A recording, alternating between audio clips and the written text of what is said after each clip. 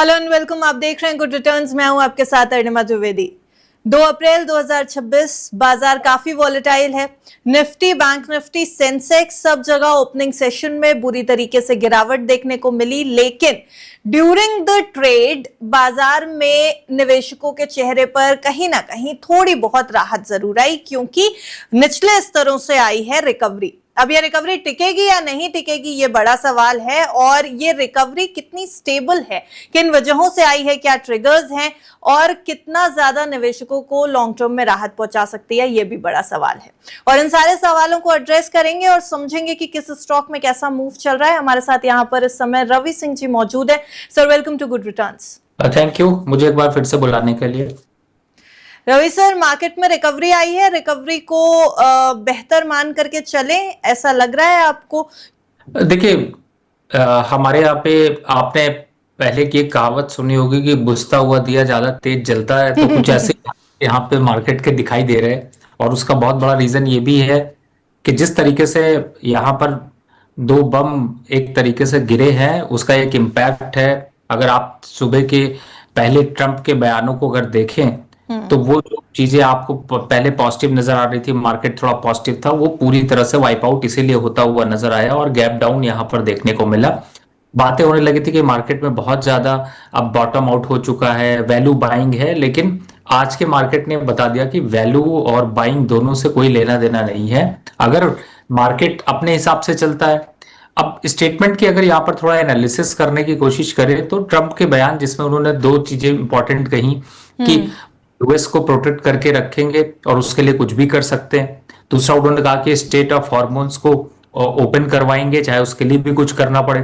तीसरा, उन्होंने कहा कि ईरान अब वहां के नेता जो है वो सब जा चुके हैं और प्लस दूसरा, हमने सारी न्यूक्लियर चीजें छीन ली हैं। तो ये जो ईरान ने अपने स्टेटमेंट दिए थे उससे कहीं ना कहीं से वो एक अनसर्टेनिटी वापस क्रिएट हो गई कि ट्रंप अपने बयानों पे पलट जाते हैं। और उसका इम्पैक्ट ये हुआ कि मार्केट ने उतनी ही तरीके से जो उन्होंने तीन बातें बोली वो यहाँ पर तीन मिसाइल के तरीके से गिरी और इसी वजह से मार्केट में ये गिरावट का ट्रेंड है। और अभी भी गिरावट पे कोई पुल बैक अगर आ रहा है तो ये मुस्कुराने की जरूरत नहीं होगी, क्योंकि मार्केट में अभी डाउनफॉल बाकी है। 21,800 तक अभी मार्केट यहाँ पर जाता हुआ नजर आएगा।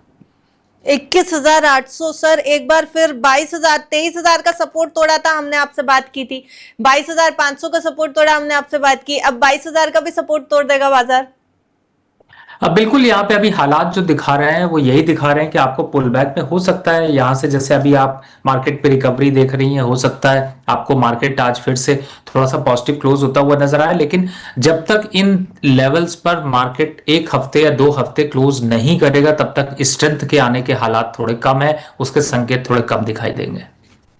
और सर, फिर अगले हफ्ते के लिए एक्सपेक्टेशन क्या लेकर के चलें बाजार में? ये जो थोड़ी बहुत रिकवरी आज की दिखाई दे रही है, क्योंकि फ्राइडे को मार्केट बंद है, गुड फ्राइडे के कारण बाजार में ट्रेडिंग नहीं होगी, लेकिन मंडे को ये जो होप्स देकर के जा रहा है बाजार, उसमें निवेशक फंस तो नहीं जाएंगे अगले हफ्ते? 100% मुझे लगता है कि जितना पोर्टफोलियो आप कम रखें, जितना कम निवेशित रहेंगे, उतनी अच्छी छुट्टियां बिता पाएंगे। अदरवाइज जैसे 3 दिन की छुट्टियां हो रही तो तीनों दिन में आपके मार्केट का मीटर जो है वो आपको टेंशन देता रहेगा। और चूंकि जब ऐसे अनसर्टेन माहौल होते हैं तो ऐसे टाइम पे ट्रेडर या रिटेलर या इन्वेस्टर के लिए बड़ा डिसीजन मुश्किल हो जाता है। और चूंकि यहाँ पर ट्रंप के बयानों की कोई लिमिट नहीं है, वो उसी तरीके से आते हैं जिस तरीके से मुझे लगता है कि शायद मार्केट पे वोलेटिलिटी है वो उससे भी आगे चल रहे हैं, तो कहीं ना कहीं से जो इम्पैक्ट है वो काफी निगेटिव दिख सकता है। तो अभी फिलहाल मार्केट पे अगर आप अपना कैश इन हैंड रहते हैं या थोड़ा पोजीशन कम करना चाहते हैं तो आपके लिए ज्यादा बेटर है। यानी कि इस समय बाजार पे दांव लगाना थोड़ा रिस्की हो सकता है। हालांकि सर, आज सिर्फ बाजार के मूवमेंट पर नजर नहीं थी, आज कुछ स्टॉक्स भी थे जो काफी चर्चा में रहे हैं। वहां पर अब ट्रेडिंग स्ट्रैटेजी क्या होनी चाहिए ये आपसे समझने की कोशिश करेंगे, लेकिन उससे पहले एक सेक्टर है जिसके ऊपर काफी उम्मीद जताई जा रही है। अर्निंग सीजन शुरू होने वाला है और आईटी की सबसे पहले जो है वो क्वार्टरली रिजल्ट्स आने शुरू होते हैं, तो आईटी सेक्टर से उम्मीद लगा करके चल रहे हैं क्या? आईटी सेक्टर ने बहुत निराश किया है निवेशकों को पहले कुछ समय में। देखिए, क्या होता है, हम लोग जब मार्केट पे काम करते हैं तो कई बार ऐसा लगता है कि आज छुट्टी हो जाती तो ज्यादा अच्छा था। मार्केट पे डाउनवर्ड चैनल चल रहा है, तो जिस दिन बाइंग हो उस दिन मार्केट खुला रहा है, जिस दिन सेलिंग हो उस दिन डाउन रहे। आपने बहुत अच्छी बात कही कि आईटी सबसे पहले रिजल्ट देते थे, लेकिन मुझे लगता है कि वो भी यही मना रहे होंगे कि सबसे बाद में हम रिजल्ट क्यों नहीं देते हैं, टाइम थोड़ा और मिल जाता। क्योंकि जी। इस समय हालात है उसमें आईटी काउंटर से बहुत ज्यादा पॉजिटिव की उम्मीद मत रखिए। और जो आपने बड़े बड़े रील्स देख करके आप लोग सोचते हैं कि ये बहुत अच्छा टाइम है, बॉटम आउट हो रहा है, फंड हाउसेस की रिपोर्ट्स लगा दी जाती हैं, ये सारी चीजों को रियलिटी पे जरा समझने की कोशिश करें। तो अभी आईटी सेक्टर पिछले साल में 30%, उससे पहले 20%, और इस साल अगर देखें तो 20% की गिरावट जो जनवरी से अब तक हो चुकी, यानी कि 40 से 50% डिस्काउंट पर आपको स्टॉक मिल रहे हैं और आपको वैल्यू बाइंग नजर आ रही। मुझे लगता है थोड़ा डिफिकल्ट है जो अभी हालात बने हैं इस माहौल पे। अर्निंग सीजन पे बड़ा इंपैक्ट होगा और स्टॉक मार्केट पे आईटी सेक्टर से कॉन्फिडेंस थोड़ा और कम होता हुआ नजर आएगा। बेटर है वही लोग खुश हैं जिन्होंने आईटी काउंटर पे निवेश करने की रणनीति नहीं बनाई या निवेश नहीं किया। आपके पास बहुत ऑप्शंस अवेलेबल हैं जिनमें आप निवेश कर सकते हैं। आपके पास पावर है, एफएमसीजी है, रेलवे है, मेटल है, फार्मा है, आप उनकी तरफ जा सकते हैं। But IT counter lowest preference में रखना चाहिए। और प्रेफरेंस रखें कहाँ पर सर? रडार पे क्या रखें? कुछ हैं क्या स्टॉक्स आपके टॉपिक्स में? देखिए, मुझे तो इस समय फिलहाल जो मार्केट की कंडीशन है और उसके हिसाब से अगर हालात देखें तो वैसे तो वेल बाइंग कम क्वांटिटी यहाँ पर बहुत कम रखनी चाहिए। और आपको एक स्ट्रैटेजी यहाँ पर मैं जरूर बताता हूँ कि अगर आपके पास ऑलरेडी स्टॉक्स बहुत बास्केट पे हैं और आप उनका कुछ कर सकते हैं, तो बेस्ट तरीका यही है कि आप अपना पोर्टफोलियो ज्यादातर एनर्जी और पावर की तरफ शिफ्ट कर सकते हैं। टॉप बाइंग स्टॉक्स में अगर आप जाते हैं तो मुझे जो लग रहे हैं वो लग रहे हैं यहाँ पर टाटा पावर, पावर ग्रिड और भेल बीएचईएल की मैं बात कर रहा हूं। मुझे लगता ओएनजीसी, ये चार स्टॉक्स हैं जो कि पावर सेक्टर की तरफ आप इनमें अगर निवेश करके रखते हैं तो मार्केट के आगे 5% 10% की गिरावट पे इनमें उतना इंपैक्ट नहीं होगा, लेकिन अगर रिकवरी हुई तो सबसे ज्यादा तेज रिकवरी यहीं पर दिखाई देगी। जी।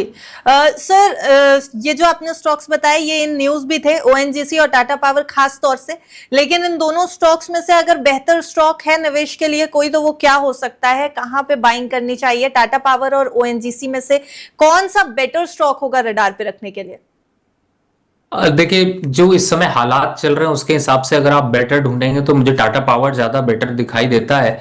लेकिन चूंकि मैं यहाँ पर बात करता हूँ पोर्टफोलियो की और इस तरीके से स्टॉक की बास्केट की कि आप डाइवर्सिफाई रहिए, ऐसा नहीं हो कि मेरी कैलकुलेशन गलत हो या आपकी कैलकुलेशन गलत हो, आपको नुकसान हो। इसका ज्यादातर अच्छा तरीका ये है कि 70% आप रखिए दोनों को, क्योंकि दोनों स्टॉक अच्छे हैं। 70% टाटा पावर पे कर लीजिए और 30% आप ओएनजीसी पे कर लें। बाइंग लेवल्स हैं क्या सर? जी बिल्कुल, करंट लेवल से यहाँ पर बाय करते हैं तो अपसाइड पे एक अच्छा मोमेंटम दिख सकता है। 550 तक के टारगेट आपको टाटा पावर पे देखने को मिल सकते हैं। जहां तक ओएनजीसी की बात करें तो 330 तक के आंकड़े फिर से आपको देखने को मिलेंगे। और जो ऑलरेडी ये स्टॉक्स अपने पोर्टफोलियो में रख रहे हैं उनके लिए सलाह क्या होगी? एवरेज करने की? आप बिल्कुल एवरेज भी कर सकते हैं। और मैंने एक बहुत अच्छी बात बोली, आपने शायद ध्यान नहीं दी, कि आपके जो अदर स्टॉक्स हैं, फॉर एग्जांपल आपके कई स्टॉक्स होंगे जो आपको नुकसान दे रहे होंगे, 40% 30% गिर चुके हैं। उन स्टॉक्स को भी काट करके आप इन्हीं स्टॉक की तरफ मूव कर जाइए और 2-3 हफ्ते के बाद चाहे तो वापस यहां से पोजीशन काट के उन्हीं स्टॉक्स पे फिर खड़ी कर लीजिए, लेकिन बिना हरकत के आपको बरकत नहीं मिलने वाली है। जी। मेटल जो सेक्टर है सर, आज इस समय तो वो भी पॉजिटिव में आ गया है। हालांकि जो बढ़त है वो बहुत माइनर सी नजर आ रही है, 0.15% थोड़ा चढ़ता हुआ दिखाई दे रहा है, पर मेटल में तेजी आती हुई दिख रही है। सर, मेटल को रख सकते हैं क्या रडार पे? देखिए, मेटल में पर्टिकुलर स्टॉक्स की तरफ फोकस करेंगे तो आपके लिए ज्यादा अच्छा होगा। जैसे वेदांता 686 चल रहा है, 750 तक जा सकता है। नेशनल एल्युमिनियम 400 रुपीज चल रहा है, 445 तक 435 तक जा सकता है। स्टॉप लॉस 380 का रखना चाहिए। सेल 155 पे चल रहा है, ये थोड़ा अट्रैक्टिव हो सकता है। 170 के आसपास के लॉन्ग टर्म पर लेवल्स देखने को मिल सकते हैं, बट डिप भी इसमें 140 के आसपास का देखने को मिल सकता है। और अगर वैल्यू बाइंग के हिसाब से देख रहे हैं तो मुझे लगता है हिंदुस्तान कॉपर को और हिंदुस्तान जिंक, इनमें थोड़ी पोजीशन ऐड ऑन करनी चाहिए। जी। सर, वोडाफोन आइडिया के स्टॉक को डिस्कस करेंगे इस समय। वोडाफोन आइडिया में अभी अगर मैं प्राइस आपको बताऊं तो 8 रुपए 44 पैसे के स्तर पर ट्रेड कर रहा है, 2.5% की गिरावट के साथ। हालांकि न्यूज आई थी और न्यूज फ्लो बहुत बड़ा था। मैं बता देती हूँ वोडाफोन आइडिया को लेकर के खबर भी क्या आई थी। वोडाफोन आइडिया ने लगभग 5 साल बाद पहली बार नए ग्राहक जोड़े हैं। जो सब्सक्राइबर बेस है वो बढ़ गया है वोडाफोन आइडिया का। अगर हम आंकड़ों पे जाएं तो फरवरी 2026 में करीब 21,927 नए सब्सक्राइबर जुड़े हैं वोडाफोन आइडिया के लिए, और ये खबर पॉजिटिव मानी जा रही थी। स्ट्रॉन्ग रैली आनी चाहिए थी, लेकिन स्टॉक गिरता हुआ दिख रहा है, वो भी 2.5% से ज्यादा। क्या करना चाहिए वोडाफोन आइडिया में सर निवेशकों को? देखिए क्या होता है कि जब स्टॉक मार्केट पे आप निवेश करते हैं तो आप निवेश करते हैं प्रॉफिट पाने के लिए। आप उसके लिए मेडिकल टर्म पे अगर बोले तो आप ना तो एंजाइटी के लिए करते हैं, ना बीपी के लिए करते हैं, ना शुगर के लिए करते हैं। अब जहां तक वोडाफोन आइडिया की बात करें, देखिए फिलहाल तो ये जिसने खरीद लिया उसके पास सारी न्यूज है, इसलिए आपकी न्यूज उतनी वैल्यू नहीं देती है, और जी। जिसने नहीं खरीदा वो न्यूज ढूंढता रहता है। तो मुझे ऐसा लगता है पहली बात, ये स्टॉक इन्वेस्टमेंट के लिए कभी रखना नहीं चाहिए। लेकिन बहुत से लोग इस चीज को लेकर के बैठते हैं कि 20 साल बाद कुछ ना कुछ टर्न अराउंड स्टोरी होगी, लेकिन ये सोचने वाली बात है कि वो इसको कैश करा पाएंगे और कोई दूसरा इसको कैश कराएगा। फिलहाल ये फंडामेंटली पूरी तरह से वीक स्टॉक है। मेरी रिकमेंडेशन पे, चूंकि लोग काटते नहीं है इसलिए मैं इसके बारे में व्यू देता हूं कि ठीक है आप पड़े रहिए, कुछ आएगा प्रॉफिट तो निकाल लीजिएगा, नहीं आया तो कह देता हूं थोड़ा सा नीचे कर लीजिए। अभी के हिसाब से नो इन्वेस्टमेंट स्ट्रैटेजी यहां पर होनी चाहिए। फिलहाल लोग जितनी जल्दी समझेंगे उतनी जल्दी ज्यादा अच्छे से उनको रिटर्न्स मिल पाएंगे। यहां पर अभी गिरावट के संकेत हैं, 7 रुपए तक आ सकता है, 8 रुपए 50 पैसे के पास चल रहा है, तो थोड़ी गिरावट हो सकती है। जी। अगला स्टॉक जो हम डिस्कस करेंगे वो इंडिगो का स्टॉक है। स्टॉक इसलिए डिस्कस करना भी जरूरी है क्योंकि बाजार में अच्छी रैली थी 1 अप्रैल को, और ये स्टॉक लगभग 7% के अराउंड तक तेजी दिखा रहा था एक समय पर ट्रेडिंग के दौरान 1 अप्रैल को। लेकिन 2 अप्रैल को जो गिरावट आई है वो भी बहुत तेज आई है। ओपनिंग सेशन की अगर मैं बात करूं शुरुआती घंटों में ट्रेडिंग के, तो ये स्टॉक 4.5% से ज्यादा गिर चुका था। अभी हालांकि गिरावट जरूर कम है, लेकिन फिर भी 1% के आसपास की गिरावट ये स्टॉक भी दिखा रहा है इंडिगो का। न्यूज फ्लो इसको भी लेकर के काफी तगड़ा है। जो खबर आई है इंडिगो को लेकर के वो फ्यूल सरचार्ज बढ़ाने को लेकर के है। इंडिगो ने अपना फ्यूल सरचार्ज बढ़ा दिया है, एक्सपेक्टेड था क्योंकि एटीएफ प्राइसेस भी बढ़ गए थे। 275 रुपए से लेकर 10,000 रुपए तक का नया चार्ज हो सकता है, ये खबर आई इंडिगो को लेकर के, और स्टॉक ने इसके ऊपर रिएक्ट किया। लेकिन सवाल सर ये कि जो ऑलरेडी कल की रैली देख करके इंडिगो खरीद चुके थे वो तो अब बुरी तरह फंस गए, अब क्या करना चाहिए? देखिए आप और हम दोनों ही ब्लू कलर दिखा रहे हैं, कहीं ना कहीं से इंडिगो का ही कलर नजर आ रहा होगा इंडिगो वालों को। लेकिन फिलहाल मैं आपको बताऊं कि इंडिगो का शेयर में मैं हमेशा एक स्ट्रैटेजी बताता हूं और एक राय देता हूं जो शायद मेरे ख्याल से थोड़ी फनी भी आपको लगेगी, लेकिन मेरा ये कहना है कि आप उसकी टिकट खरीदिए, उसके सफर का मजा लीजिए, कम प्राइसेस का मजा लीजिए, लेकिन शेयर खरीद के सारे अपने नुकसान को मत बढ़ाइए, या डिस्काउंट के जो आप पा रहे थे वो यहां पर पे मत करिए। क्योंकि इंडिगो का शेयर जो भी रेट पर यहां पर अभी इस समय चल रहा है, इसमें कोई डाउट नहीं है कि ये 3500 रुपए तक आ जाएगा। इस समय चल रहा है 4157 जी। तो यानी कि 10-20% की गिरावट तो आपके लिए दावत है, और यहां पर साफ साफ नजर आ रहा है। अगर आप ये सोचकर चल रहे हैं कि बहुत फंडामेंटल डेवलप हो जाएंगे, गर्मियों की छुट्टियां शुरू हो जाएंगी, यहां पर अच्छी वोल्टी बन जाएगी, लेकिन इस बार हालात थोड़े अलग हैं, फंडामेंटल नंबर्स थोड़े दूसरे नजर आ रहे हैं। इस कंपनी के लिए थोड़ा हार्ड टाइम हो सकता है। मेरे हिसाब से एग्जिट होना बेस्ट स्ट्रैटेजी। एग्जिट होना बेस्ट स्ट्रैटेजी है जो ऑलरेडी इसमें है, और नए निवेश की सलाह सर आप दे नहीं रहे? नहीं, देखिए नए निवेशक को चूंकि स्टॉक मार्केट है और बीपी और शुगर तो फ्री में मिल सकता है आपको, तो आप बिल्कुल कुछ स्टॉक्स ऐसे भी खरीद सकते हैं जिनको देख के आपको रोज आपका बीपी बढ़ता रहे। जी। लेकिन एक स्टॉक ऐसा भी है सर जो इस गिरावट भरे बाजार में निवेशकों को उम्मीद देकर के गया है। वो उम्मीद कितनी टिकी रहेगी ये सवाल है। ओला इलेक्ट्रिक की बात कर रही हूं, 7% से ज्यादा चढ़ा हुआ है स्टॉक, लगभग 7.5% की बढ़त दिखा रहा है, 27 रुपए पर कर रहा है ट्रेड। और ओला का समय बहुत समय से खराब चल रहा था, लेकिन ओला इलेक्ट्रिक क्योंकि ऑटो नंबर्स आए 1 अप्रैल को और उसमें ओला इलेक्ट्रिक की परफॉर्मेंस थोड़ी मजबूत दिखाई दी है। ओला इलेक्ट्रिक की मार्च 2026 में सेल्स में जबरदस्त उछाल आया है। कंपनी की बिक्री 150% मंथ ऑन मंथ बेसिस पे बढ़ चुकी है और स्टॉक अच्छा खासा परफॉर्मेंस इस समय दिखा रहा है। क्या खरीदने का सही समय है या फिलहाल नीचे आने का इंतजार करें? 7.5% की बढ़त है। देखिए, इसमें आप जो सवाल पूछ रही है उसमें मेरे जो ओपिनियन है वो थोड़ी डिफरेंट है, लेकिन मैं फंडामेंटली यहाँ पर और टेक्निकली दोनों ट्रैक करने के बाद बताता हूँ। रही बात ओला की, अगर आप स्कूटर खरीद लेंगे तो भी परेशान होंगे, और अगर आपने शेयर खरीद लिया तो आप तो कैपिटल वाइप आउट कर बैठेंगे। इसका रिकॉर्ड ऐसे देखिए कि जिन लोगों ने खरीदा है उनके हालात आज बहुत पुअर है, किसी भी उछाल पर एग्जिट करना चाहिए।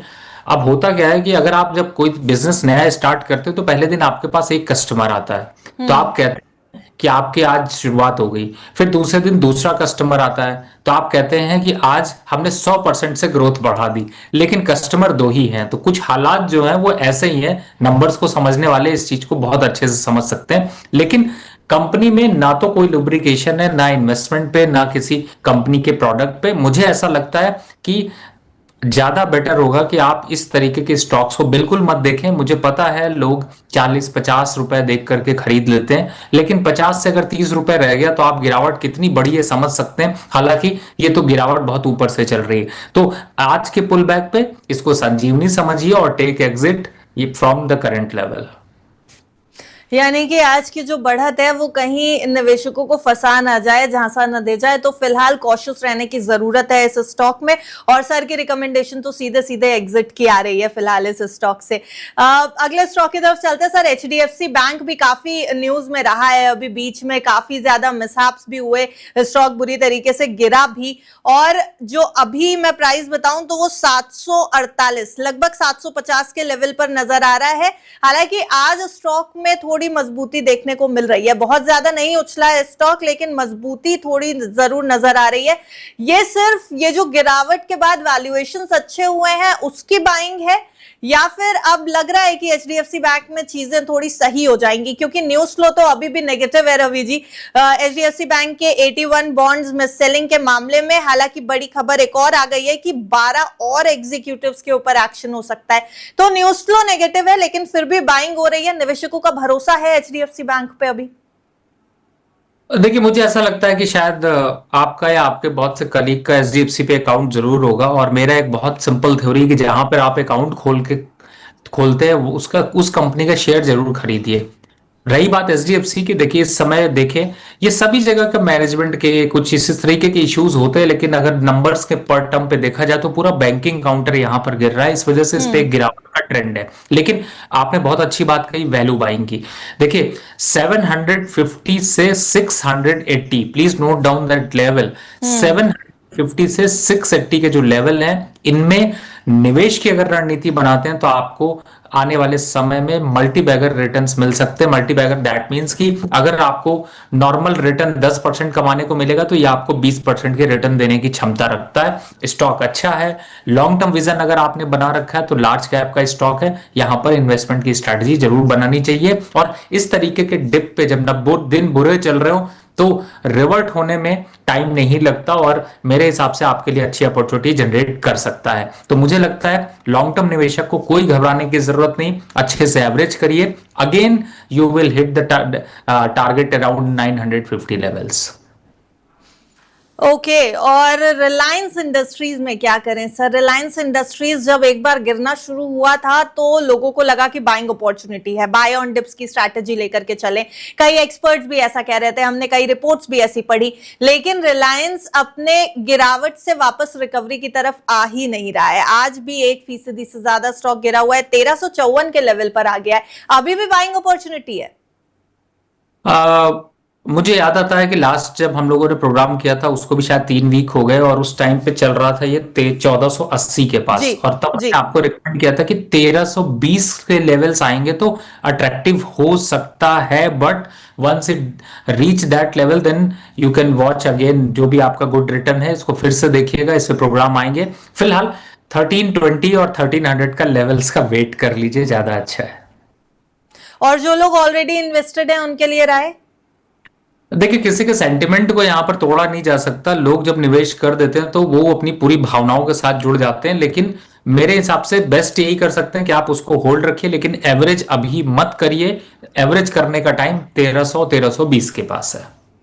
जी, तो ये तो टॉप स्टॉक सर हमने आपके साथ डिस्कस कर लिए हैं, लेकिन एक आखिरी सवाल जरूर बनता है कि अगले हफ्ते बाजार के लिए किन ट्रिगर्स को ध्यान में रखें, निवेशकों को क्या स्ट्रैटेजी लेकर के चलना चाहिए और किन सेक्टर्स को अवॉइड कर दें पूरी तरीके से अगले हफ्ते के लिए। देखिए, मेरे हिसाब से अभी जो मार्केट चल रही है इसमें तो स्टॉक की ट्रेडिंग को ही अगर अवॉइड रखना हो ज्यादा अच्छा है। लेकिन मैं ये कहूंगा कि अगर आप स्टॉक बाइंग रख रहे हैं तो बाइंग के लिए आप 3 सेक्टर मैंने आइडेंटिफाई किए। पहला, जैसे मैंने पावर की बात की, दूसरा डिफेंस की, और तीसरा यहाँ पर मेटल्स की, जिसपे कि आप बाइंग मोमेंटम देख सकते हैं। रही बात अवॉइड करने की, ये बहुत अच्छा सवाल है आपका। पहले नंबर पर जो आता है वो है रियलिटी। आप रियलिटी स्टॉक से दूरी बना लीजिएगा। ये समझ लीजिएगा कि उनका जो दोस्ती है वो काफी खराब हो सकती है। और दूसरा, आईटी काउंटर से यहां पर दूरी बनाकर रखिएगा। और तीसरा तीसरा मैं इसलिए ऐड कर दे रहा हूं क्योंकि आरबीआई की स्टेटमेंट के बाद थोड़े बुरे दिन चल रहे हैं, वो है एनबीएफसी सेक्टर्स के। तो यहां पर इन सेक्टर से पूरी तरह से दूरी बनाकर रखें। बैंकिंग के कुछ स्टॉक्स हैं क्या जो मजबूती दिखा सकते हैं सर? देखिए, बैंकिंग अगले एक हफ्ते के लिए यहां पर बाय करने से थोड़ा बचना चाहिए। स्टेटमेंट्स जिस तरीके से आरबीआई की आ रही हैं, थोड़ा करेक्शन हो सकता है, लेकिन खराब नहीं है, लेकिन अपॉर्चुनिटी नहीं निकल पा रही है। जी, thank you so much Ravi ji हमारे साथ आज जुड़ने के लिए। बहुत सारा बाजार को लेकर के कंफ्यूजन है निवेशकों के बीच में, मुझे लगता है कई स्टॉक्स के ऊपर अब क्लैरिटी मिल जाएगी जो इन न्यूज लोगों को कंफ्यूज कर रहे हैं। Thank you so much.